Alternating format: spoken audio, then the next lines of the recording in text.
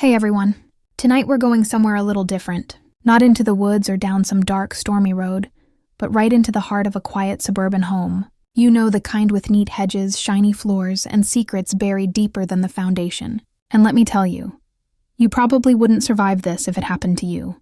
Not because it's bloody or loud, but because betrayal this quiet seeps under your skin and rots everything from the inside. So before you get too cozy, take a moment to like the video and subscribe, but only if you actually enjoy what I'm doing here. And hey, tell me in the comments where you're watching from and what time it is where you are. Now turn off the lights. Maybe turn on a fan for some soft background noise.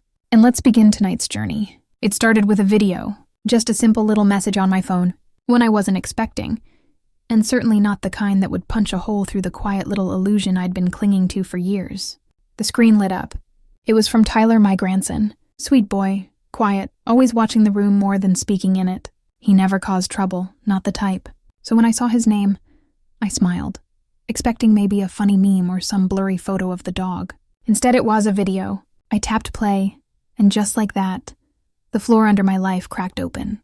There she was, Melanie, my only child, standing right in the center of that spotless kitchen, the same one I paid for. Marble countertops that gleamed like they belonged in a glossy magazine, imported Italian light fixtures overhead, all of it financed by me when she couldn't swing the payments. She didn't see Tyler filming, too busy basking in the adoration of her little circle of friends, the polished, self-important ones I never much cared for. Oh, please. She's dead weight. Melanie's voice rang out sharp and careless. A laugh followed. Hers, their friends. Cruel, thoughtless, and mean.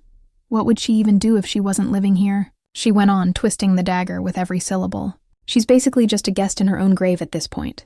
More laughter. Someone that woman with the fake laugh. What was her name? Carla chimed in. Well, at least you're doing your good deed, letting her stay right. Exactly. Melanie grinned. I pay for everything anyway. I swear for a second I couldn't hear anything but my own pulse thrumming heavy in my ears. The lies. Those weren't even what stung the most. It was the way she said it. The casual mockery, as if I was nothing but some relic gathering dust in the corner of her picture-perfect life. She had no idea how wrong she was. My hand gripped the kitchen counter to steady myself. The marble felt cool beneath my fingertips. A detail I paid for, of course. My chest tightened, but I kept my face blank, calm. You learn after enough years not to let emotions spill out. That's how they control you. They feed off the protest, the hurt, turn it into ammunition. I hit save on the video, dropped it quietly into a private folder. Not for confrontation, not yet, but I'd need it. Taking a deep breath, I let my eyes roam the spotless kitchen. The sleek fridge, the matching appliances, the ridiculous chandelier. Melanie insisted on the one she couldn't afford but that I covered because it's an investment. Mom, my money, my name on the paperwork, my sacrifice. But suddenly none of it felt like mine. There were no tears in my eyes, no scream lodged in my throat, just this growing heavy coldness curling deep inside my ribs. Something had shifted, like a door in my chest had clicked shut. I wiped my hands dry, turned off the phone, walked toward my room. No, not my room. The guest suite, that little corner Melanie so graciously allowed me to have in the house I rescued. My steps were slow, deliberate, almost serene. The storm had already started, but this time I'd bet the one steering it. Hours passed, maybe more. I sat by the window in that little suite, staring out at the neat, manicured lawn, the same one I paid landscapers to revive after Melanie couldn't afford them anymore. This house looked perfect. White pillars, tall windows, polished floors that caught the sun just right. A magazine spread come to life, but it was all built on my sacrifice. 8 years ago, when Melanie's marriage collapsed like a badly built deck, she came to me, tears, shaking hands, desperate. Please, Mom, the bank's going to take the house. I can't, Tyler, I don't know what to do. I didn't hesitate. I cashed out my retirement savings, sold my little condo, handed her the down payment to keep the house, and I moved in. A promise whispered between sobs. It'll be your home too, Mom. Always. Always. That word feels like a bad joke now. For 8 years I lived here quietly, never demanding anything. Paid the mortgage, covered repairs, footed the tax bills quietly, willingly, because that's what a mother does. You protect your family. You sacrifice. And somewhere along the way, I became invisible. Melanie's gratitude faded into expectation. My support turned to background noise. My presence became an inconvenience. Dead weight. That's what I'd become in her eyes. The words sat heavy on my tongue, bitter, final, but not anymore. The dead weight. It's about to rise. The next morning, I stood at the kitchen sink, washing my teacup, watching sunlight spill across the floor, thinking about that video like it was on a loop behind my eyes. Melanie breezed past heels, clicking on the phone as usual. Some business call. Probably barking orders at her assistant or charming some investor. She paused just long enough to toss a distracted smile me way. "Morning, Mom?" she said lightly, not waiting for a reply. I stayed quiet, drying my hands on Thadish towel, watching her disappear down the hall. Tyler sat at the breakfast bar, head bent over his cereal earbuds dangling from his hoodie. His eyes flicked up to meet mine, cautious but warm. "Thanks for sending the video," I whispered softly, just enough for him to hear. His cheeks flushed a little. He shrugged. "Figured you should know." A pause, then quieter. "Sorry, don't be." I smiled, a real one this time. "You did the right thing." After Tyler left for school, I took my coffee to the little sunroom. It was quiet there, my sanctuary. If you could call a corner of someone else's house that I sat for a long time, sipping slowly, thinking, not panicking. That part of me, the anxious, eager to please version, was quiet now, like it had packed its bags and left overnight. A knock at the door startled me. Not the front door, the side door, the one only Margaret ever used. Margaret was well. If you've ever had one of those friends who's half church lady, half private detective, you get the picture. She could sense when something was off, even when I plastered on my best. "Everything's fine, Face." She stepped in, setting down a container of muffins wrapped neatly in a towel. "Baked too many again," she explained, eyes narrowing ever so slightly as she took me in. "You all right? You look thoughtful." "Just tired," I said automatically, but my voice wobbled on the word betraying me. She gave me that look, the one that says I know better. We sat, tea brewed, muffin sliced, and eventually the words tumbled out. "Note very thing, but enough. The video. The things Melanie said. How long it's been building. The slow, steady eraser of everything I've done. Who I am." Margaret's lips pressed into a thin line. "You've done more than most mothers ever would," she said softly. 8 years paying for that house, letting her rewrite the story like you're some burden. I exhaled, my fingers curling around the warm teacup. I thought keeping the peace was worth it. She tilted her head. "At what price, Evie? That's the thing. It wasn't one big moment. It was all the little ones. The way Melanie sidestepped gratitude, the backhanded comments about me adjusting to retirement, the expectation that I'd stay quiet, keep funding her life, but fade quietly into the background. And me, I let it happen because it was easier, because I wanted to believe she'd come around. But last night, that video, it peeled the illusion away. Margaret leaned in, voice low but steady. "You've done enough. Maybe it's time she learns what standing on her own really feels like." Her words settled into my bones, heavy but not uncomfortable, more like armor. Later that afternoon, I found myself at the community center, folding clothes for the church charity drive, the familiar hum of voices, the rattle of donation bins. It grounded me. Funny, isn't it? The place people go to feel useful, to feel seen when their own home doesn't offer that anymore. As I folded jackets and sorted scarves, I thought about everything I'd done for Melanie. The retirement I cashed out, the condo I sold, the mortgage payments I covered, month after month, year after year, and all for what? To be reduced to dead weight in my daughter's eyes. To be a tolerated fixture in a house I saved. No more. The resolve inside me simmered low and steady like the first glowing ember of a fire that's been waiting to catch. That night, dinner was a quiet Tyler at a friend's house. Just me and Melanie at the long polished dining table, the one I bought, of course. She sipped her wine, swirling it like she was practicing for some elegant dinner party. "So," she began, voice light casual to rehearsed, "we've decided to host a little gathering next weekend. Some of my business contacts and their spouses." I nodded neutral. "That sounds lovely." She leaned forward, her smile tightening ever so slightly. "It's upscale. You know how these people are. Everything has to be perfect." So her eyes flicked away, then back, calculating. "I think it's best if you stay in your suite during the party." The words sliced cleaner than any insult could have. But my face blank. Years of practice. My hands stayed steady on my lap. My voice even, of course. Relief softened her features as if my quiet compliance was expected. "I knew you'd understand." She lifted her glass. "These people can be so judgmental, I don't want anyone making assumptions about our situation. Our situation? What I'd become a situation.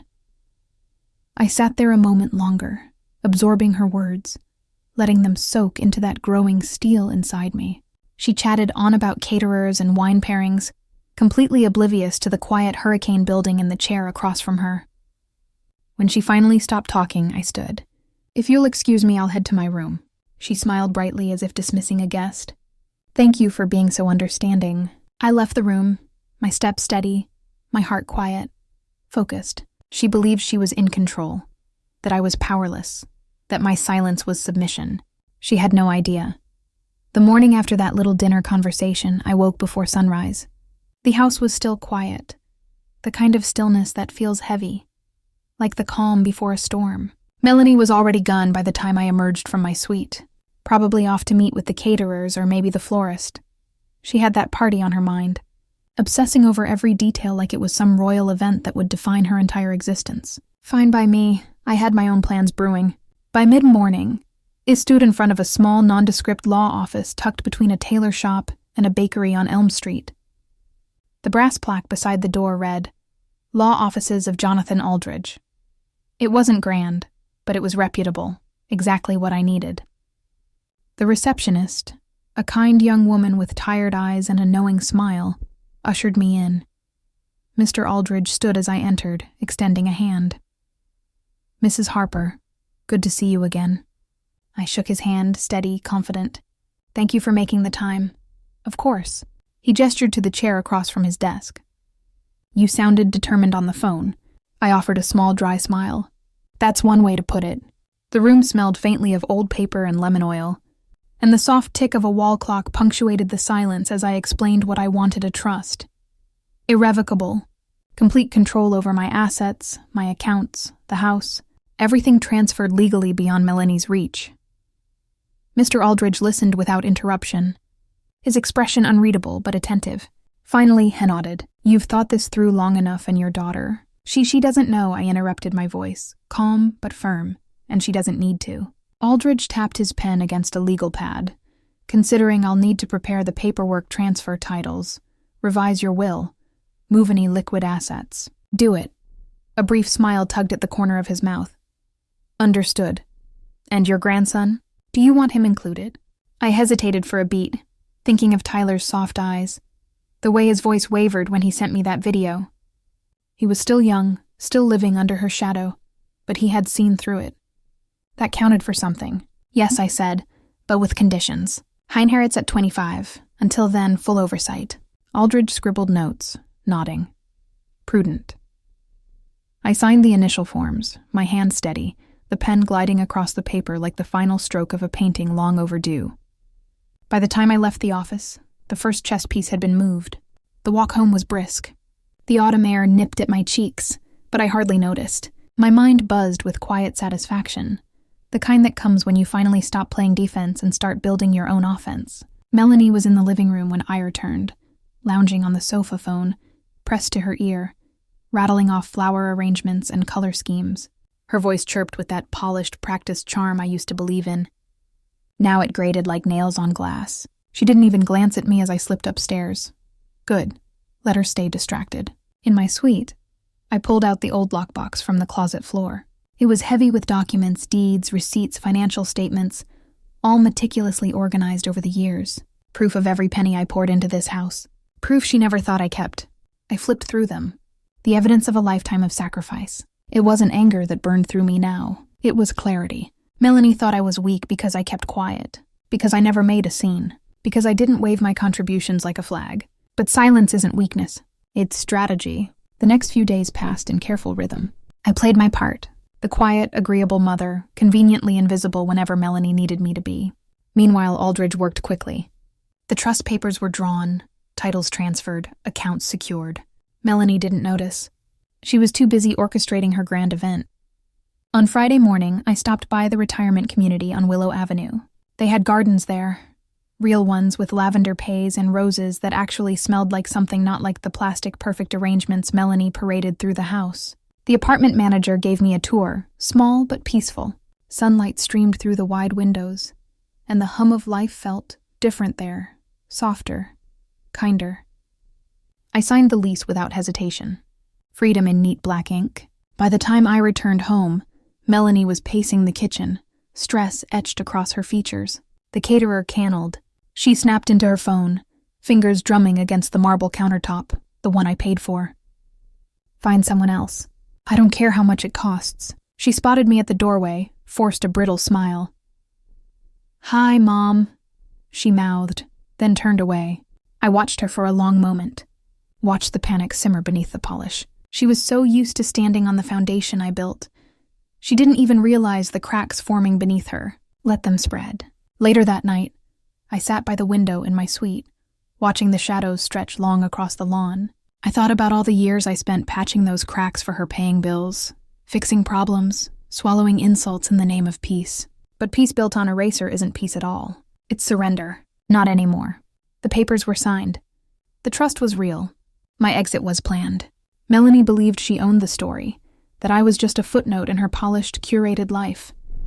But every carefully hidden document, every quiet, strategic move I made was the next chapter she never saw coming. The storm was brewing, but this time I wasn't caught in it. I was steering it. The house was unusually quiet the next morning. I could hear the faint hum of the refrigerator from the kitchen and the occasional chirp of birds beyond the garden, but inside just silence. No clattering heels, no sharp orders barked down the hallway. Melanie had left early, likely scrambling to salvage her precious dinner party now that the caterer had backed out. I moved through the house deliberately, my steps soft against the hardwood floors I had refinished after her divorce, the ones she proudly showed off to her friends, claiming she renovated the whole space herself. The irony never stopped being amusing. By mid-morning, I stood in Thesmal's sunroom, sipping my tea, watching as a sleek black car pulled into the driveway. Not a car I recognized. Moments later, a sharply dressed man stepped out. Tall, expensive suit, leather briefcase in hand. His shoes alone probably cost more than my first car. He approached the front door, pausing only to check the name on the mailbox. Harper. Still my name? Still my house. I waited, hearing the firm knock echo through the front hall. Melanie wasn't home, so I answered. The man's eyes flicked over me, assessing. Not dismissive, just curious. Mrs. Harper. His voice was smooth, professional. I'm Richard Langston. Your daughter asked me to drop off some documents. I didn't blink. Of course, come in. He stepped inside, glancing briefly at the grand staircase, the high ceilings, the immaculate floors. His expression remained perfectly neutral. But I'd seen that look before calculating. People always underestimated me in this house, but they never underestimated the house itself. He handed me a thick envelope heavy with paperwork. Melanie mentioned you'd review these and get them back to us. I didn't open it immediately. And these are final drafts for property transfer power of attorney documents. A few financial agreements he listed smoothly like reading off a grocery list. I let a small, unreadable smile touch my lips. All ready to sign, I imagine. Yes, ma'am. Just a formality, really. Of course, I echoed, accepting the envelope. Thank you, Mr. Langston. I'll take a look. He hesitated, sensing something. Maybe the quiet edge in my voice. Maybe the way I didn't rush to open the documents didn't flutter with nervousness like he expected. Good day, Mrs. Harper. You as well. Once the door clicked shut behind him, I carried the envelope to my suite, placed it gently on my desk, and exhaled. Predictable. All of it. Melanie was pushing faster now. The cracks in her performance were widening, and desperation always accelerates recklessness. I peeled the envelope open, spreading the documents across the desk. Transfer of ownership of the house, the accounts, even healthcare directives buried deep within the stack. Her signature already scrolled neatly on the appropriate lines. The only blank space is mine. The audacity still had the power to make me smile. It wasn't boldness. It was entitlement disguised as inevitability. I gathered the papers into a tidy pile and tucked them away in the lockbox with everything else. Proof, evidence, ammunition. Later that afternoon, I met Tyler at his school. It was parent-teacher conference day, and despite the circumstances, I kept my promise to tend. Melanie was conveniently too busy, but I showed up quiet, steady, present. His teachers praised him as always, bright, respectful, reserved, but attentive. I watched him across the classroom, noticing the quiet way he sat, absorbing everything around him. Not quick to speak, but sharp when he did. So much like me, more than I ever realized. Afterward, we sat outside on a bench beneath an old maple tree, the autumn leaves scattered at our feet. Thanks, "For coming, Grandma," he said, his voice soft. "Of course," I replied, brushing a leaf from his shoulder. He hesitated, eyes down. Did you get the papers from the lawyer?" I paused, surprised by his awareness. "How do you know about that?" "I heard Mom on the phone. She was bragging about how it was finally almost done. How you'd sign without even realizing what it meant." A cold calm settled over me. "And what do you think it means?" He looked up, eyes clear and steady. "It means she thinks you're weak." I exhaled slowly, the sting of truth sharp and clean. "And do you?" "No," he said firm. "I sent you that video because I know better." I placed a hand over his. "You did the right thing, Tyler. You always have a choice. Remember that." We sat in silence for a while, the leaves crunching gently underfoot, the wind carrying the faintest chill through the air. Later that evening, back at the house, I prepared dinner quietly while Melanie stormed through the kitchen, barely acknowledging me. The party stress was mounting, but beneath that was something more. She could feel the shift. She didn't understand it yet, but she sensed it. Over dinner, her frustration finally boiled over. "I'm getting tired of having to handle everything," she snapped, stabbing at her salad. The mortgage, the utilities, the property taxes on top of planning this party. I sipped my tea unmoved. "Funny. I thought I'd been handling all of that." She froze, eyes narrowing. "Well, now it's my responsibility. Isn't that what you wanted?" She blinked momentarily, caught in her own trap. Her voice softened false sweetness, coating her words. "I just thought we were partners, handling things together." I let the silence stretch. "Of course, dear," I said, finally rising from that edible. "Partners?"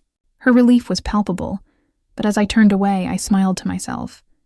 The only thing we were partners in now was her downfall. The next morning carried a crispness in there that only comes with the early whispers of fall. The sunlight crept through the tall windows, casting long golden streaks across the hardwood floors. Floors I refinished with my retirement money, though Melanie never quite remembered that detail. She had gone out again, another meeting with the event planner, another last-minute floral crisis to solve another appearance to polish for the dinner party that was beginning to unravel beneath her carefully rehearsed smile. I took my tea to the garden, the one I had spent countless weekends tending, pruning, replanting after storms, nurturing after her careless landscapers trampled through it. And there, among the fading hydrangeas and stubborn marigolds clinging to the season, I pulled out my phone. The messages were there, stacked neatly like little warnings. 3 missed calls from Richard Langston's office, 2 voicemails from Melanie, her voice sugary and tense. "Mother, we really need to finalize those papers. It's just a formality, I can swing by this afternoon if that makes it easier." I smiled faintly, thumb hovering over the delete button. She was scrambling. I let the messages linger for now. A record, evidence, the little threads tightening into a noose. Later that afternoon, I visited Mr. Aldridge's office again. This time, I brought the papers, unopened, untouched, and entirely irrelevant now that the trust was active and ironclad. He flipped through them briefly, his brow arching at the signatures already neatly in place. Melanie's Langston's, even a pre-filled notary line with a suspiciously familiar name. "They were planning to forge your consent," he said plainly. "They still might," I replied calmly. His eyes met mine, something sharp glinting behind his scholarly calm. "But they can't touch the house now, or my accounts, or my medical decisions, or anything else they hope to absorb." A rare smile curved his lips. "Mrs. Harper, I almost feel sorry for them. Almost." I echoed my own smile, thin and steady. As I prepared to leave, he handed me a sleek black folder, copies of every document securing my estate, my assets, my freedom. I tucked it into my bag, the weight of it strangely comforting. When I returned home, Melanie was pacing in the kitchen phone, pressed to her ear, irritation etched across her features. "I don't care what the caterer says." "Fix it," she snapped, whirling toward me as I entered. Her eyes softened instantly, the practiced concern sliding into place. "Oh, Mom, did you go to your book club this morning?" I let the lie linger in the air, pleasant and convenient, something like that. She smiled, relieved by my passivity, and launched into a monologue about party logistics, seating charts, wine pairings, which neighbor had RSVP'd, which hadn't. I listened, nodding occasionally, while inside I savored the quiet shift of power beneath the surface. When she finally paused to sip her coffee, I spoke. "Have you spoken to Mr. Langston today?" Her eyes flicked toward me, surprise barely masked. "Oh, I think he tried calling." "Why?" "He left me a few messages," I said simply. Sounds like he's eager to finalize those papers. Her smile tightened. Well, yes, but no rush, right? Just formalities, I nodded. Of course, just formalities. She exhaled, visibly relieved, entirely unaware that I'd already unraveled every thread of her plan. That evening, I slipped into Tyler's room after dinner. He sat at his desk, sketching quietly an old habit of his that Melanie never encouraged, but I always adored. Got a minute? I asked softly. He looked up, eyes brightening. Yeah. I sat beside him, watching his pencil glide across the page, shading the outlines of a tree, sturdy and deeply rooted. I need you to be prepared, I began carefully. Your mom? She's going to struggle when all this unfolds. His pencil paused mid-stroke. Because of the trust? Because she built her life on the illusion of control? I corrected gently, and that illusion is about to crack. He nodded slowly, absorbing the weight of it. You've done nothing wrong, Tyler. You've seen the truth, and you acted with kindness, with courage. His jaw set the quiet determination I'd come to admire settling across his young face. She doesn't control me? No, I agreed. She doesn't. We sat in silence for a moment, the house around us humming with quiet deception, and the faint strains of Melanie's voice drifting from the living room still orchestrating her grand display. But beneath all of it, I could feel the foundation shifting, steady, inevitable, unstoppable, and soon she would feel it too. 2 days later, the first visible crack finally appeared, and it wasn't subtle. I was in the kitchen brewing tea when Melanie stormed through the front door, slamming it hard enough to rattle the antique mirror in the foyer. Her heels clacked across the marble floor, each step sharp and uneven like her breath. I stayed by the stove, stirring honey into my tea as if nothing unusual was happening. Mother. Her voice was tight, frayed around the edges. Have you been ignoring Mr. Langston? I turned slowly, letting the steam from my cup swirl lazily in the air between us. I wouldn't say ignoring, I answered evenly, just not entertaining his requests. Her eyes flashed. Do you have any idea how serious this is? Those papers are meaningless.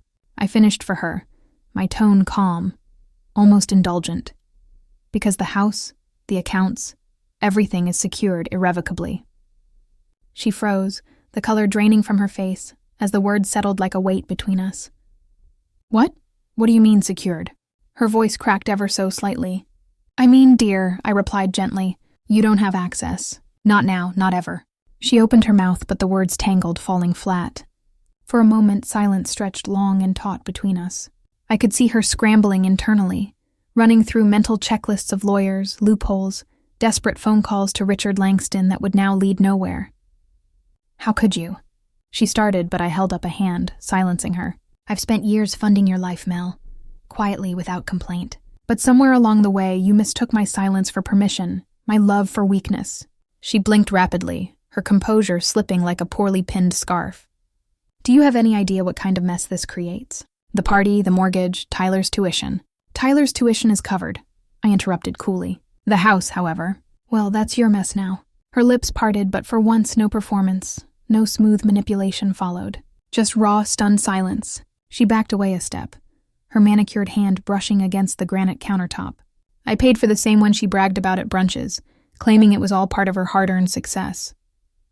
For the first time, she looked small in this house. The walls that once echoed her false confidence now seemed to lean in on her heavy with inconvenient truths. I need some air, she muttered, grabbing her purse with shaky hands before disappearing out the door. I stood there for a long while after sipping my tea as the house settled around me. The scent of chamomile drifted upward, soft and steady, grounding me. In that moment, I wasn't afraid of what came next. I was ready. That evening, Tyler found me in the garden, kneeling beside the hydrangeas. Grandma, he said quietly, crouching beside me. I heard. I looked at him, the worry etched into his young face. You did the right thing, he added, almost as if he needed reassurance as much as I did. I know, I said simply, but it'll get worse before it gets better. He nodded, pulling at the stray weed beside the flowers. We worked in silence for a while, the dusk settling over the yard, the cicadas humming low. It was peaceful for the first time in years. Later that night I lay awake in bed, the soft hum of the ceiling fan above me. My phone buzzed with new messages.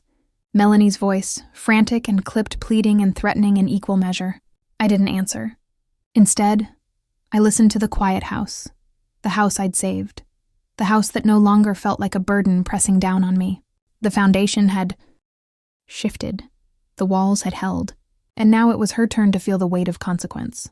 The next morning came with an eerie calm like that stillness right before a summer storm breaks open Thesky. I brewed my tea, sliced a few strawberries for breakfast, and sat by the window in my suite, my little corner, as Melanie used to so graciously call it.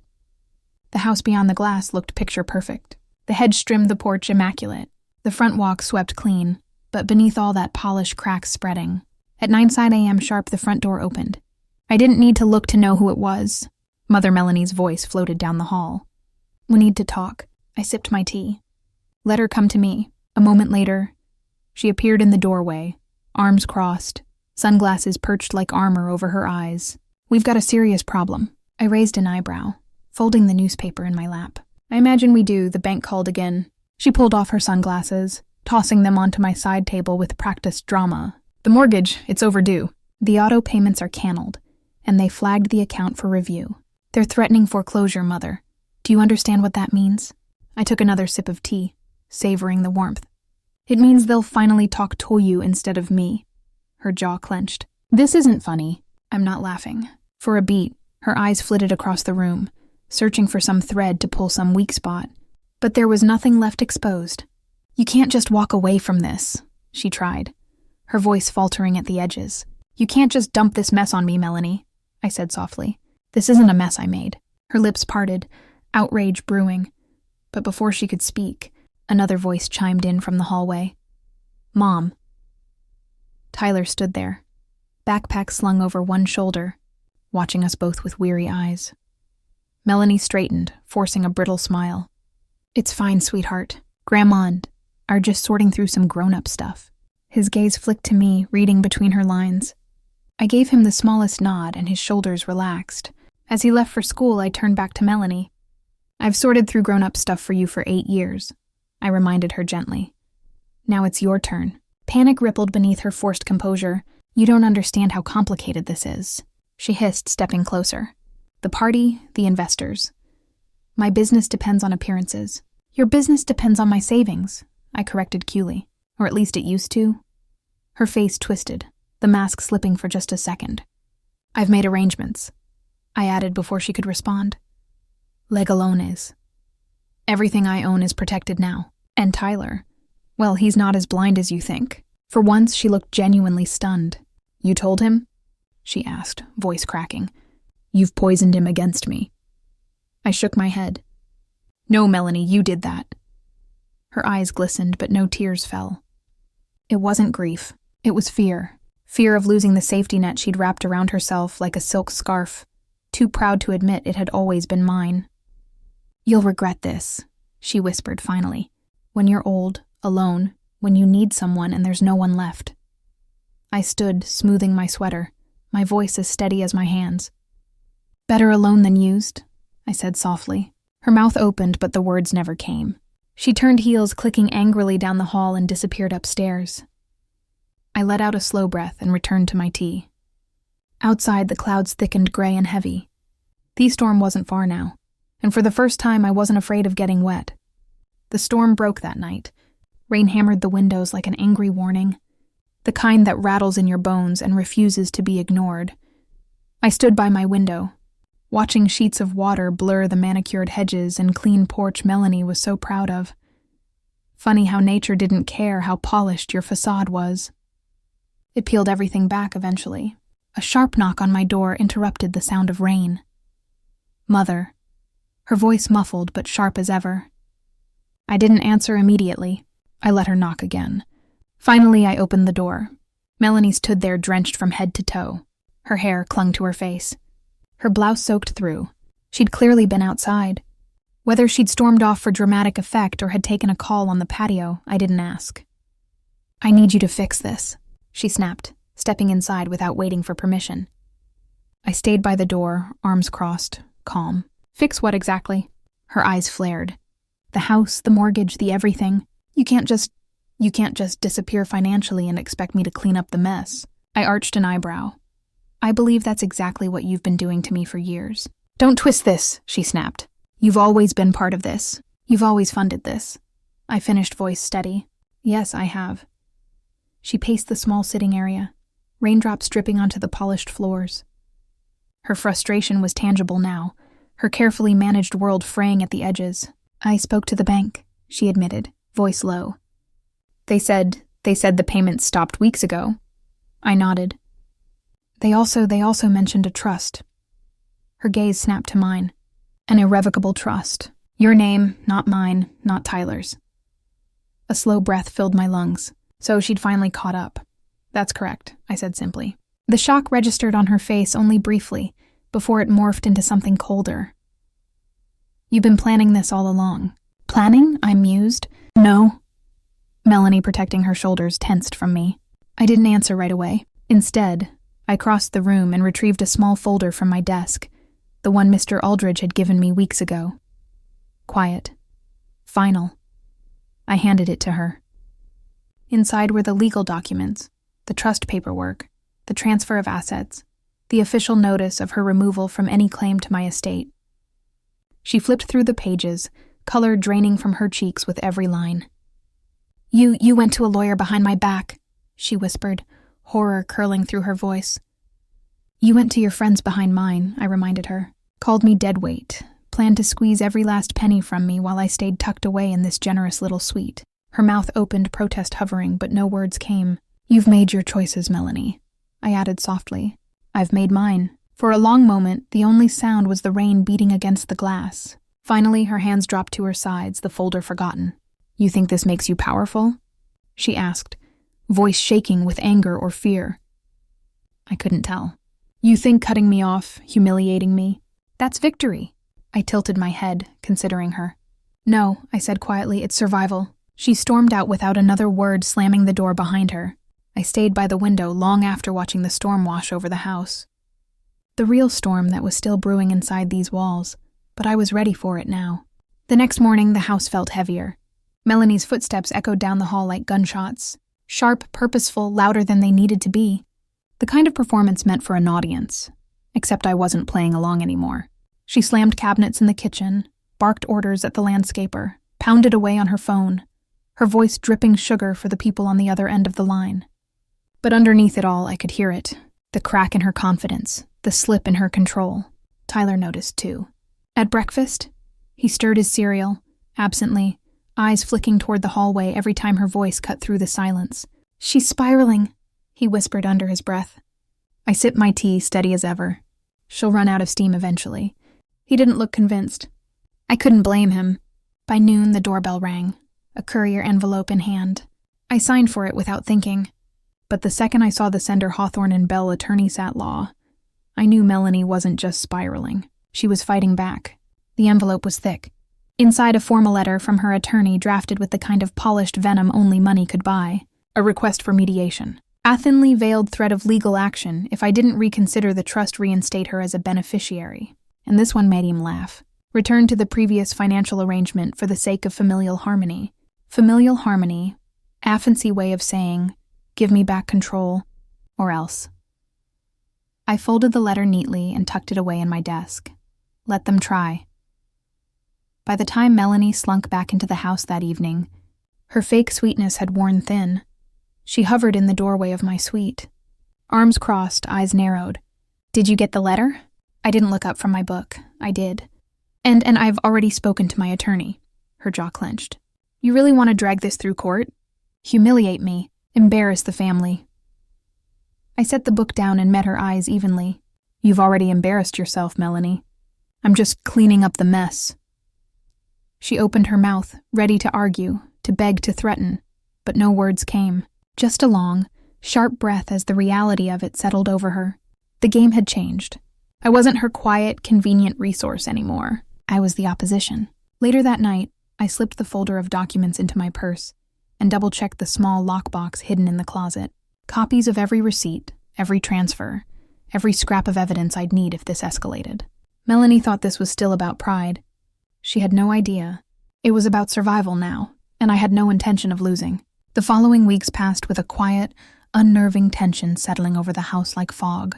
Every room I entered, every conversation, It all carried the weight of what was unsaid. Melanie wasn't stomping around anymore. Wasn't slamming doors or barking orders at me like I was her personal assistant. No, she'd changed tactics. The Cold War had begun. She became sugary sweet, overly polite in that brittle, artificial way that set your teeth on edge. Fresh flowers appeared in the living room. She offered me coffee in the mornings. She even invited me to lunch one afternoon. Her smiles stretched too wide across her face. It was all strategy, of course. A performance for the neighbors. For Tyler. For anyone who might be watching.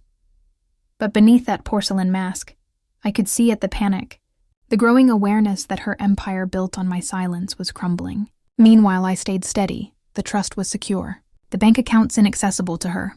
My apartment lease signed the move-in date approaching. Tyler's decision to come with me made it all feel even more permanent. Melanie had lost control of the money. Now she was trying to claw her way back through manipulation. I let her. The more she danced, the deeper she sank into her own web. One evening, as the sun dipped low and the house basked in that golden hour glow, I sat quietly in the garden, pruning the rose bushes. Tyler hovered nearby, scrolling through his phone, but I could feel his unease. "She's not going to give up, you know," he finally muttered. I snipped a dead bloom from the stem. "I know, you ready for that?" I glanced up at him, his young face pinched with worry. My grandson, the boy who once clung to my leg during thunderstorms, was taller now, but still carried that old protective softness in his eyes. He smiled faintly. "Tyler, I've been ready longer than you've been alive." He chuckled under his breath, but didn't argue. Inside, through the window, I spotted Melanie pacing in the kitchen phone pressed to her ear. Her voice was low, her face tight with frustration. She was losing allies fast. Word was spreading the unpaid mortgage, the canceled credit cards, the mounting debt she could no longer cover with charm and borrowed time. The friends she'd so carefully curated were retreating. The invitations slowed, the dinner parties thinned, and beneath it all, I could almost hear the house itself exhaling, as if relieved to shed the false glitter, the endless performances. It wasn't victory yet, but the tide was turning, and this time it was carrying me forward. It happened sooner than I expected, the final unraveling. I was making tea one rainy Tuesday morning when Melanie's voice, sharp and shrill, echoed from the hallway. I heard the front door slam, her heels clicking frantically against the hardwood floor as she stormed toward the kitchen. I didn't look up as she appeared in the doorway, soaked in frustration, clutching a crumpled piece of paper in one trembling hand. "You think you've won, don't you?" she hissed, waving the paper like a white flag that had caught fire. I set my teacup down carefully, keeping my movements measured. "I'm not playing a game, Melanie." Her eyes gleamed with unshed tears, but they weren't the kind that came from sorrow. No, these were tears of rage, the kind that bloom when someone realizes they've lost control, and there's no path back to the throne. "I just got this from the bank," she snapped, thrusting the paper onto the counter.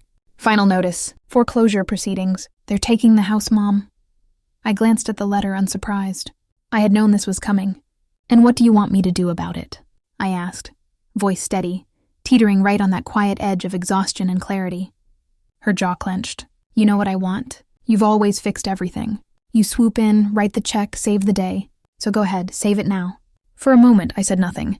I simply let the silence stretch between us, heavy and uncomfortable, the way a wound aches before it bleeds. Then softly I said no. Melanie's face contorted a mixture of disbelief and fury, tightening her features. "You can't just abandon me like this after everything I've done for you." I nearly laughed. "Everything she's done for me." The words tasted bitter like ash in my tongue. "You mean after everything I've done for you?" I corrected, calm as a still lake. "Melanie, I saved this house. I built the life you parade around, and I've watched you chip away at me year after year like I was nothing but dead weight." Her lip quivered. I kept going. "You told your friends I was useless. You called me a burden. You made it clear I wasn't welcome in the home I paid for. And now you want my help because the walls are caving in." She shook her head, desperate, panicked. "It's not like that. It's exactly like that." She faltered her eyes, darting to the window as if searching for witnesses, for escape routes for someone to swoop in and reset the scene. But there was no audience this time, just me and Tyler, who stood quietly in the hallway behind her, watching. Melanie followed my gaze, turning to see him. His expression wasn't angry. It was worse. It was disappointed. "Mom," he began, but his voice cracked, years of hurt simmering beneath the surface. Melanie's bravado faltered completely. Then the mask slipped, revealing the fear, the cracks in her carefully curated persona. "We'll lose everything," she whispered, almost childlike now. "Tyler, our home. Please, Mom, just help me." I picked up my tea, savoring the warmth for a moment before replying. "I already have," I said softly. "More than you'll ever understand. But you mistook my love for weakness. You thought my silence meant you'd won." Her shoulders sagged, the fight draining from her as reality set in. "This isn't punishment," I added. "It's consequences." She blinked back tears. But I turned away, the conversation over. Out of the corner of my eye, I saw Tyler approach her, hesitation written across his face before he quietly walked past her and followed me. Melanie remained frozen in the kitchen, her empire of borrowed luxury collapsing brick by brick. And for the first time in years, I didn't feel guilty. I felt free. The rain had stopped by evening, leaving the air cool and heavy with that fresh, earthy scent, the kind that always reminds me of new beginnings, or maybe just the quiet aftermath of a storm. I sat on the small balcony of my apartment, a cup of tea in my hand, watching the city lights flicker to life as dusk settled in. Tyler sat beside me, his long legs stretched out, his face, unusually quiet eyes lost somewhere on the horizon. Neither of us spoke for a while. There wasn't much left to say. Melanie had left 3 voicemails in the past 2 hours. The same frantic pleading disguised as rage. The same denial that had carried her through life like a shield she never learned to lower. I hadn't returned her calls. I wouldn't. "You okay?" Tyler asked softly, finally breaking the silence. I glanced at him, his profile sharp in the fading light. The same strong jawline his grandfather had. The same quiet eyes I used to see staring up at me as a toddler, trusting, hopeful. "I'm better than I've been in years," I answered truthfully. He nodded but didn't smile. His gaze drifted back to the skyline. "I don't think she'll bounce back from this," he murmured after a pause. "The house, the debt, it's all coming down on her at once," I exhaled slowly.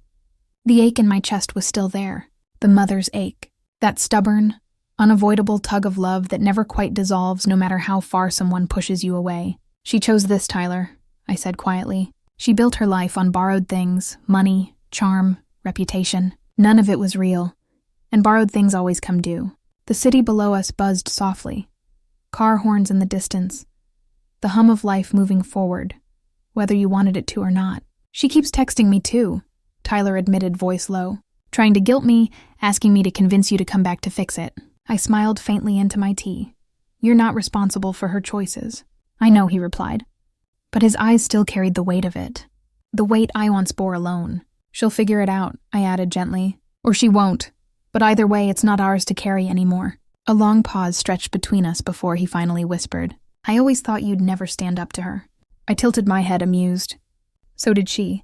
We both chuckled, the sound quiet but real. I eased something tight between my ribs. I reached over, brushing his hair back from his forehead like I used to when he was little. His eyes closed briefly at the familiar gesture. "She doesn't get to define us, sweetheart," I told him softly. "Not you, not me. Not anymore." He opened his eyes, the corner of his mouth lifting in a genuine small smile. "You're a lot stronger than people think," he said. I sipped my tea, the warmth grounding me.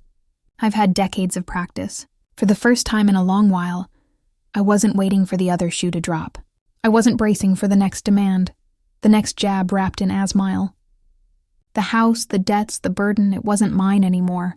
I was free, and freedom I was learning tasted like quiet evenings on a city balcony. And finally, peace. The days that followed drifted by quietly, the way clouds roll past without fanfare when no one's paying attention. I'd wake up to sunlight creeping through the sheer curtains of my small apartment. The smell of fresh coffee from the pot Tyler insisted on setting every morning. It was simple, modest, but it was mine. And every morning, like clockwork, the phone buzzed. Voicemails, texts, some furious, others pitiful. "Melanie," I never responded. At first, her words were sharp with indignation, rage at my abandonment, as she called it. Her voice trembled with entitlement, thick with that brittle confidence that had always cracked when things didn't bend her way. But when the final notices arrived, when the mortgage company escalated from polite reminders to formal warnings, her tone changed. The voicemails turned desperate. She begged, "Mom, I messed up, okay? But you can't just leave me like this. You always said we were family, that we took care of each other. Please, please, I need your help. And then finally, when I didn't answer, came the real fear. The unraveling. I heard it in her last message. Her voice small, shaky, like the walls were closing in. They're going to take the house, Mom.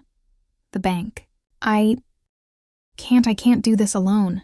I deleted the message, not out of cruelty, but because I'd already done what I could. I'd given every ounce of myself, my money, my time, my peace for years, and all it had bought me was a front row seat to my own eraser in her story. The house, the one I'd saved, the one I paid for, was never really home. Not after the lines blurred, after generosity became expectation, and expectation turned into resentment. She didn't love me. She loved what I provided. And when that ran dry, so did her affection. Tyler found me at the kitchen table that afternoon, sorting through papers. He watched me quietly, leaning against the doorframe. "Mom's losing the house," he said. Not as a question, a fact. I nodded, flipping through the envelope from my lawyer, the documents that shielded what little I had left, the ones that secured my future from being swallowed by hers again. "She called Metaday," Tyler added, shifting uncomfortably.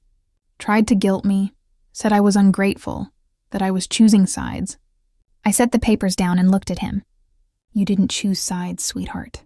You chose boundaries," he exhaled, his shoulders relaxing slightly, but his eyes were still clouded with that old, familiar weight. Feels the same sometimes. I reached over, squeezing his hand. "It's not." Silence filled the kitchen for a moment, save for the hum of the refrigerator and the faint ticking of the clock on the wall.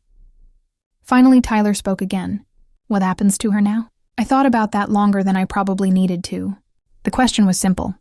The answer wasn't. "She figures it out," I replied, my voice calm. "Or she doesn't. But either way, it's not our burden to carry." His brow furrowed slightly. "Is it bad that I don't feel sorry for her?" I shook my head. "It's human," because that's what it was really. Human, messy, complicated. Love wasn't some neat, untouchable thing. It frayed, it tore. Sometimes it just withered. And what was left wasn't always hate. Sometimes it was nothing at all. "You're allowed to protect your peace, Tyler," I added gently, "even from your own mother." A faint smile tugged at the corner of his mouth, bittersweet and quiet. The phone buzzed again on the table between us. Melanie. I silenced it without even glancing at the screen. For the first time in my life, I wasn't scrambling to fix everything. I wasn't bending, breaking, patching the cracks with pieces of myself. I was still rooted, and no amount of pleading rage or manipulation could shake that now. The house would fall. Her facade would crumble. And me? I'd already rebuilt. The foreclosure notice came 2 weeks later. Not to me, of course. I had no stake in the property anymore. Not legally, not financially, not emotionally. But word travels quickly in small towns. Especially when it's the kind of news that fuels whispered conversations over garden fences and grocery store checkout lines. I was walking back from the market, a brown paper bag tucked under my arm, when I overheard the neighbors talking. Mrs. Langley and her sister chatting near their mailbox. Such a shame, Mrs. Langley was saying, her voice hushed but tinged with curiosity. All that money into the house and now the bank seizing it. Her sister clicked her tongue. I heard they already posted the notice on the door. Poor woman all alone now. They didn't notice me passing. Or maybe they did and didn't recognize me anymore. It didn't matter. Their words weren't cruel, just inevitable, like watching a slow-moving storm finally touch down. I continued walking, each step lighter than the last. Later that evening, Tyler came home with his backpack slung over one shoulder, his eyes heavy with concern. He held up his phone. She called again. I raised a brow, setting my tea aside. "You answer?" He shook his head. "No, but I drove by the house after school." I waited, knowing the weight of what he'd say next. "They posted the foreclosure notice," he confirmed quietly. "It's real now." I exhaled slowly, staring into the steam rising from my cup. It wasn't joy I felt. It wasn't even satisfaction, just release. The final string untied, the final tether severed. "She'll have to leave soon," Tyler added, voice uncertain. She's losing everything." I nodded, my expression unreadable. "She lost it long before the bank got involved. Because that's the truth, isn't it? You can lose people, relationships, trust all without a legal document to prove it. The paperwork just catches up eventually." Tyler sat down across from me, his jaw tight. "I don't know how to feel." Conflicted, I supplied gently, sad, angry, relieved. "All of that," he admitted, running a hand through his hair. I reached across the table, resting my palm over his. His skin was warm, steady beneath my touch. "It's okay not to feel just one thing," I whispered. "You're allowed to feel it all." The room fell quiet for a while, save for the distant hum of city traffic through the window. The world outside kept moving, uncaring of the quiet wars waged behind closed doors. Eventually, Tyler broke the silence. "Do you think she'll come here when it happens?" I considered the question the possibility of Melanie showing up on my doorstep, desperate unraveling. "She might," I said honestly, "but this time we don't open the door." He nodded his shoulders, easing the decision, grounding him like roots settling into new soil. And I meant it. The door, figurative, literal, was closed now, locked, not in anger, not in spite, but in protection for me, for Tyler, for the fragile peace we were finally building away from the toxic web of expectation and manipulation. As the evening deepened and shadows crept across the walls, I stood by the window, looking out at the quiet street below. I thought of the house I'd once fought so hard to save, the walls I'd patched, the floors I'd polished, the memories layered beneath every coat of paint. It wasn't mine anymore. It never really had been. But here, in this small, sunlit apartment, surrounded by simple things I'd chosen for myself, I finally felt what I had chased for years. Freedom. It didn't come wrapped in grandeur or applause. It arrived quietly on the heels of loss, carrying nothing but peace, and that I realized was enough. I never thought it would feel this quiet. Not lonely, not empty, just quiet. The final moving trucks had left Melanie's house, what used to be Melanie's house, a week ago. I didn't go by. I didn't need to. The whispers around town filled in every detail, like puzzle pieces falling into place. The bank took possession. The new owners were some investment firm already drafting plans to gut the place, flip it, and list it for double the price. The irony wasn't lost on me. After all that, after the fights, the manipulation, the cruel words, it would still be sold. Just not on her terms. Melanie, well, no one really knew where she landed yet. Some motel on the outskirts of town. Maybe a friend's spare room temporarily.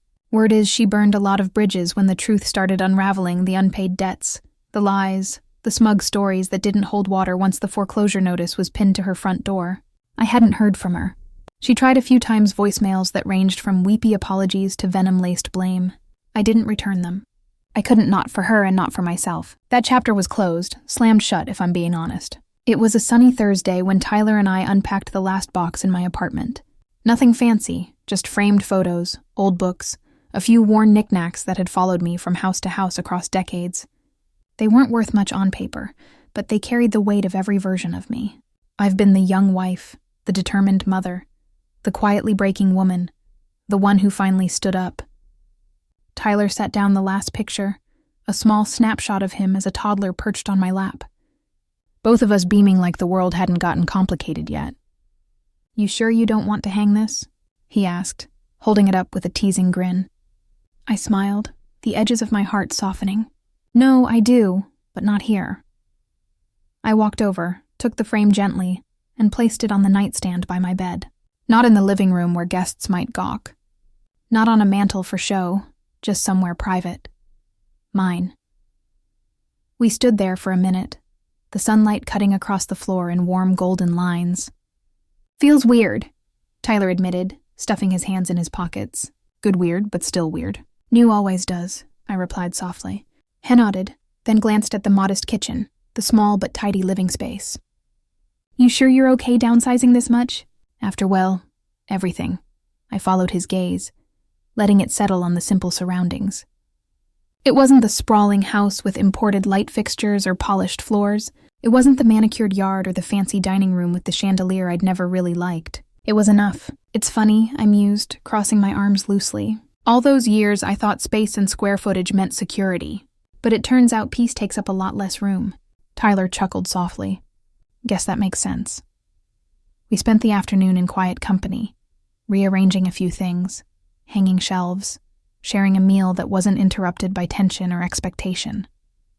For the first time in years, dinner wasn't eaten with clenched jaws or quiet resentment simmering beneath forced conversation. It was peaceful. And that night, as the city hummed softly beyond my window, I finally allowed myself the simplest luxury of all. Rest. No nagging fears. No second-guessing my place under someone else's roof. No mental math, calculating how much more I could give before there was nothing left of me. Just stillness. I drifted off to sleep with the faintest smile curling my lips, knowing I'd paid every debt, financial, emotional, spiritual, and in their place I'd bought back the one thing no one could fake, force, or fabricate.